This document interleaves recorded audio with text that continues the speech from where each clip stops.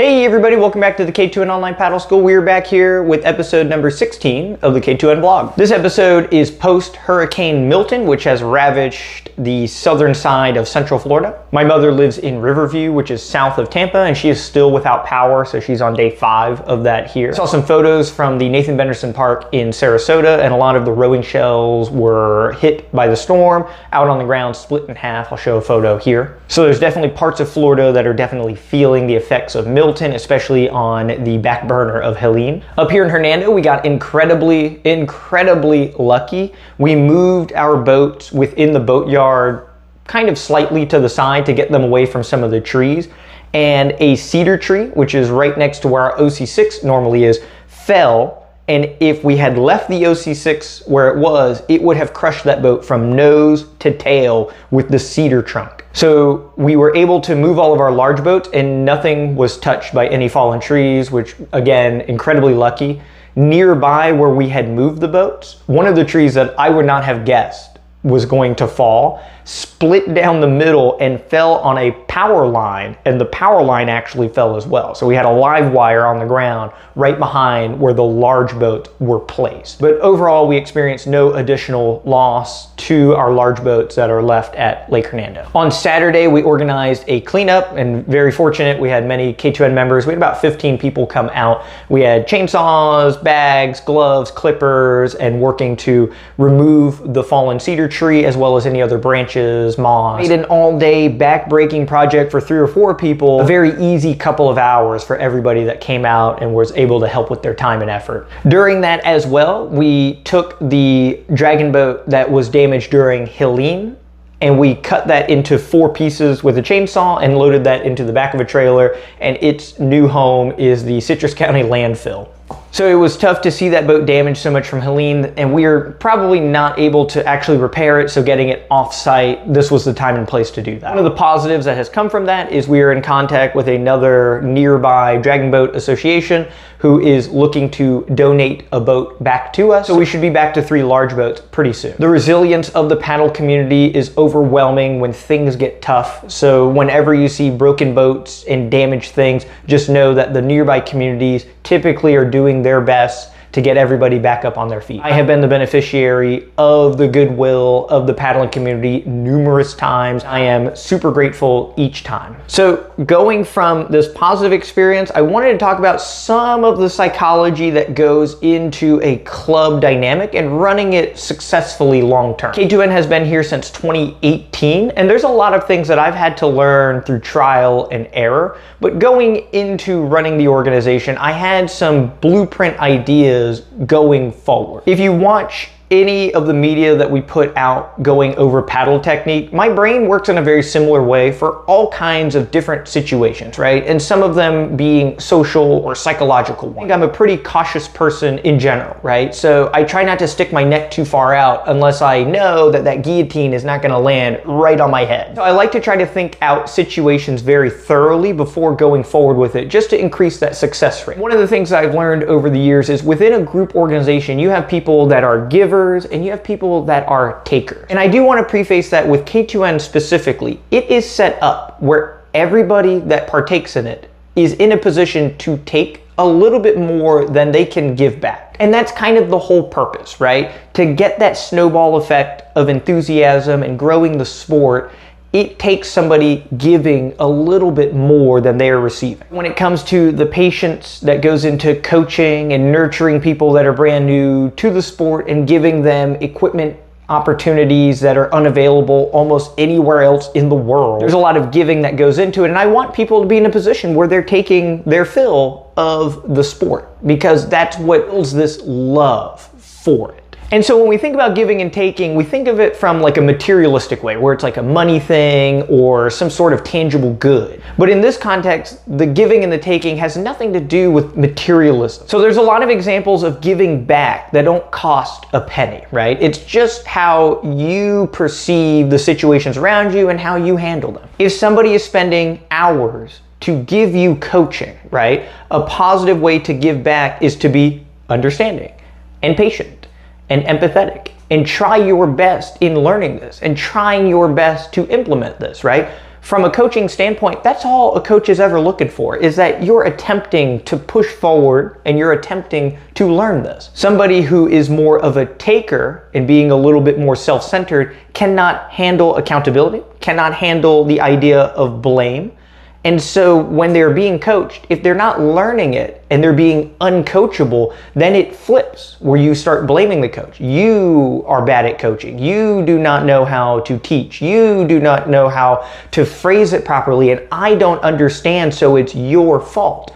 And so this is a way where you're taking the enthusiasm right out of the person that is trying to give you their time and effort. And so this becomes like a snowball effect. If you sap the energy out of the person that is trying to give to you, they don't have the energy or the willpower to give to the next person. I've had that conversation a lot of times where people I know have a tremendous amount of knowledge when it comes to paddling, but they have been broken in the past by somebody who is uncoachable, giving them such a hard time that they never do it again, right? And they end up being like a turtle that retracts back into their shell forever. And when we look at trying to propel paddling forward, we need that person and their knowledge to give to the next person to get them back up to speed, so now we can all start progressing forward together. This person retracts in their shell, this person doesn't get to learn, and oh, they quit because they didn't figure it out and it wasn't any fun anymore.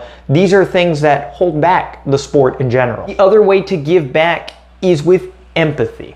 When you take in knowledge and become more of an expert on something, you have to keep your humility on where you started from. And so being a coach, I remember when everybody was a first timer and you hand them the paddle and you tell them what part you put in the water, which part you hold with your hand. This is what I always remember people from. But after years of paddling, people don't like to remember themselves as a novice. They only like to think of the here and now. I am an expert now.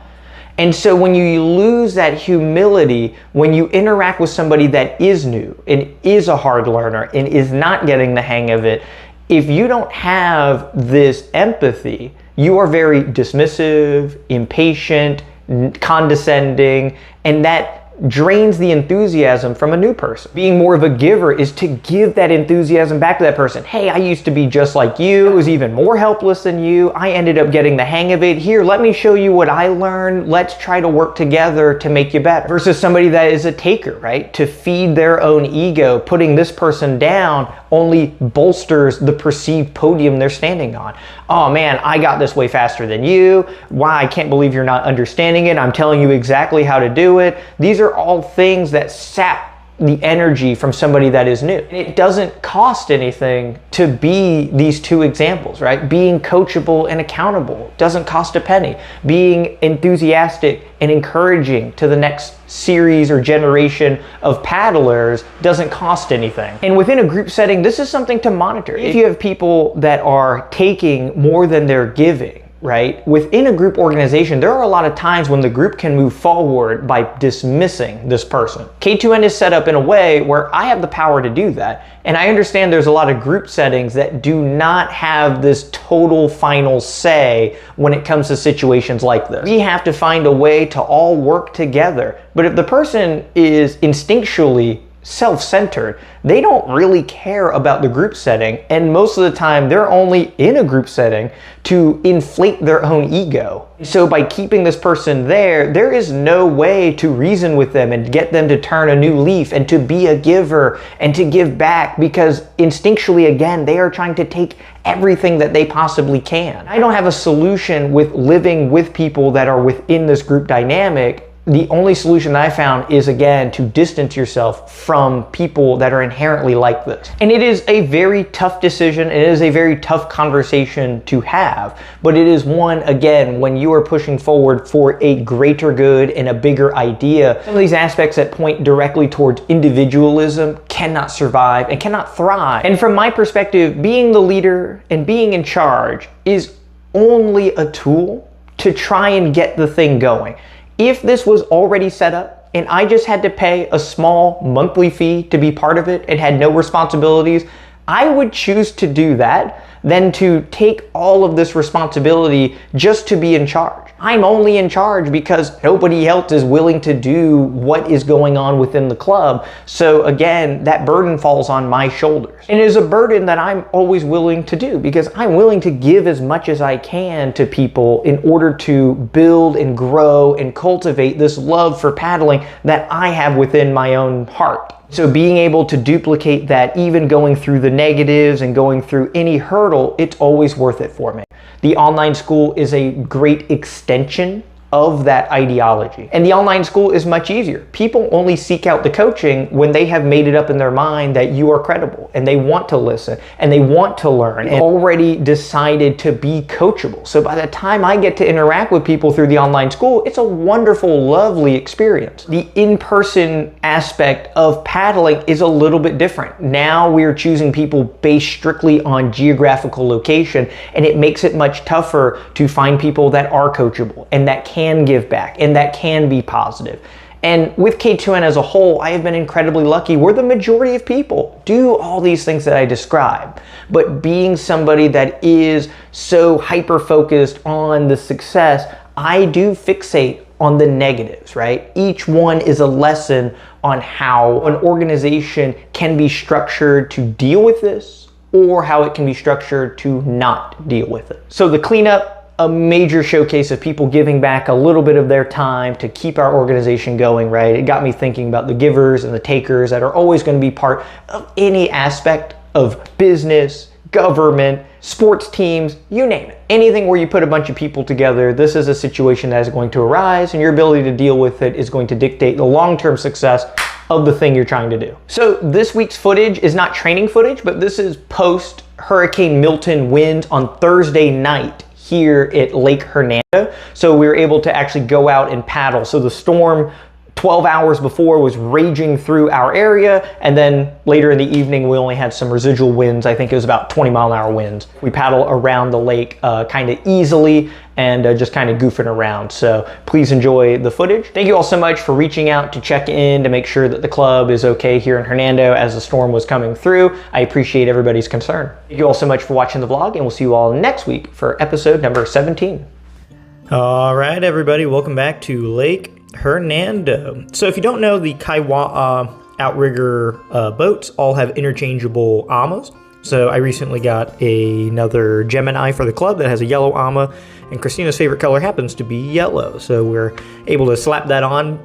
So it may be confusing seeing that Draco with a blue, gold, and now a yellow AMA, but I just happen to have 3 Kaiwa AMAs. If you want to donate a colorful one to the club, it will be on a random boat at a random time. We just kind of mix match some of the equipment sometimes. I'm in a Vega Flex, which is kind of their intermediate surf ski model. It's made with the same ozone construction, so the boat weighs like 19 pounds and it's super light, super stiff. I've had a Vega for a number of years, and the Vega Flex is really nice stable boat, 18.25 wide. So once you get used to an elite boat, the intermediate boats feel incredibly stable. If you're learning, 18.25 for the first time can be a little overwhelming, right? So usually 20 inches, 21 inches is best to learn when you're first getting into surf ski. So we're out on the lake. We decided we're gonna do the poor man's downwind run, which is where we go through the canal system here. You can see it's totally flat. It's pretty wind protected. And we're gonna make it to the north side of the lake, turn around and have a little wind on our back as we're going through. If you watched me struggle on the sprint canoe, this is the same canal system that I did to circumnavigate the lake on the high kneeling canoe. So just going through. It's been a little while since I've been in a surf ski. We have Chattajack coming up soon, and I've been focusing on the single blade discipline as well as steering OC6, since that'll be what we're doing instead of prone this year. So just following Christina, working on some drafting, spatial awareness, and just going through the canals here. We've done practices in the past where we race through these canals. We've actually raced the OC6 through this canal, making some of these sharp turns and whatnot. So we're all very familiar with tight quarters racing. If you want to be good at navigating during an actual race, practicing as much as you can, being close to each other definitely helps. most paddlers that get flustered being nearby, side by side with other paddlers, they don't experience it, right? So just spending time doing it, make you better at it. Christina's paddle stroke looking pretty good. Super long, powerful stroke. It's come a long way this season. So we have this 180 turn here. Christina going wide to give me space. And the Vega Flex is pretty maneuverable. I have a flat water 4-inch rudder on there, and I'm able to make this turn pretty easily. I do a couple single side strokes just to get around before hitting those little lily pads. But just kind of a nice chill paddle. You wouldn't think that a hurricane just ravaged this area a few hours earlier. You have the calm before the storm, and in this case, this is kind of the calm after the storm. It's windy. It's like 20 or 25 mile an hour winds. But again, if it's wind protected by land, you're not going to feel it so much. With the tree that fell by the park, there's nothing there to stop the wind, so it rages across the lake. It goes through the boat ramp parking lot, which doesn't have any trees, and the first object that it hits are some of the buildings and then the trees next to it. And so, we might have had like an 80 mile an hour gust that was enough to knock down that cedar tree and split that live oak in half. But when we're here, like, there's no downed trees or anything, right? There's a lot more land protecting this part of the lake. So this is only, 3/4 of a mile away from where our downed trees are at, but it's, much more wind protected overall. So wind direction, intensity, and all that makes a tremendous factor in, trees falling here in Florida.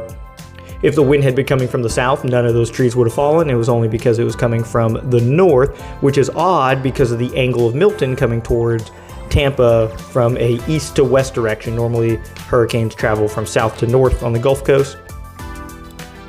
And here we are with some lily pads, trying to decide who's going to go first. It's really overgrown in these back canals lately, and just don't want to get your rudder caught.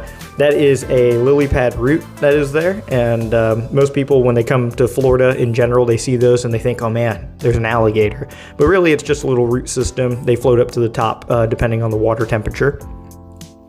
There's another one. So it's always funny to see people's reactions to what they perceive as an alligator when it's really just a vegetable. So here we are, we're lining up the wind is behind us, so we're starting to go back towards land, and you can see, it's 20 mile an hour winds, and the water doesn't look like much, and it just shows that Lake Hernando doesn't have the fetch and length on the lake to create an actual downwind run of any substance. If you can catch waves on this lake, it just means that it's really windy. Christina's showing off with flying the llama, so I goad her into doing it one more time, and I have a plan. Maybe I can tip her over. Nah, her brace is too good. I'll have to get her next time. Christina married me. She knows what she signed up for. So the only part of the workout here is just a little sprint with a little tailwind, just trying to get in 30, 40 power strokes here before calling it a day and going back to land. Hitting 10 miles an hour in the boat. I was hoping to hit 11. I was just feeling a little weak. Atmospheric pressure doesn't make every workout a success. So thank you all so much for checking it out, staying tuned, and staying updated with what's going on here at Lake Hernando, especially post-hurricane. If there's anything you'd like to see us discuss or talk about with a paddle tip video or here on the vlog, feel free to comment, email, message, any way you get in touch. I'm here to listen and make this show better for you. Thank you all so much again. We'll see you next week.